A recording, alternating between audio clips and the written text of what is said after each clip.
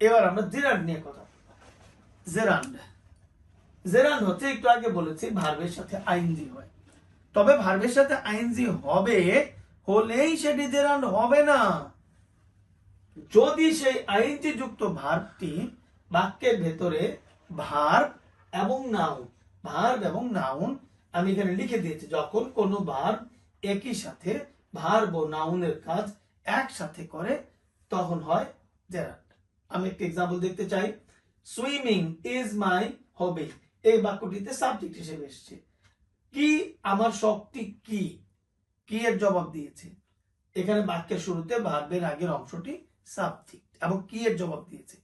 এই সাবজেক্ট অংশে আমরা যখন ভার্বের সাথে আইএনজি বসিয়েছি তখন সেটি এখানে নাউনের কাজ করছে। এবং দেখেন একইভাবে আই লাইক সুইমিং, আবারও একই প্রশ্ন অবজেক্ট বের করার জন্য। আই লাইক আমি পছন্দ করি, কি পছন্দ করি, সুইমিং সাঁতার কাটা। তাহলে কি এর জবাব দেওয়ার কারণে এখানে সুইমিং শব্দটিও অবজেক্ট হয়েছে। আপনাদের মনে আছে তো, এর আগের আলোচনা একটু আগে আলোচনা করেছি, এখানে ছিল to swim, I like to swim.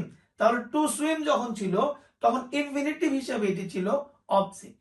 একই জায়গায় এখন আসছে সুইমিং। সুইমিং কেন এসেছে? কারণ এটি আমি জেরান্ড করব, জেরান্ড মানে ভার্বের সাথে আইএনজি। তাহলে আই লাইক সুইমিং, আমি পছন্দ করি, কি পছন্দ করি, সাঁতার কাটা।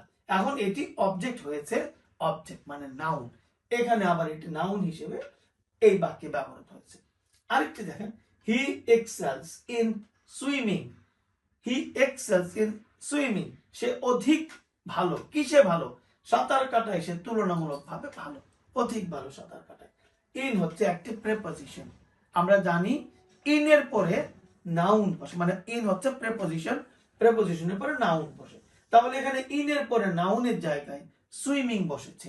তাহলে এখানে দেখেন আমরা যে শর্তটি দিয়েছিলাম, শব্দগুলি হচ্ছে ভার্ব, কিন্তু বাক্যের ভেতরে নাউনের জায়গায় বসে একই সাথে শব্দগুলি কাজ বোঝাচ্ছে, অ্যাকশন বোঝাচ্ছে, ভার্ব বোঝাচ্ছে, পাশাপাশি নাউনের অবস্থানে থেকে নাউনের কাজ করছে।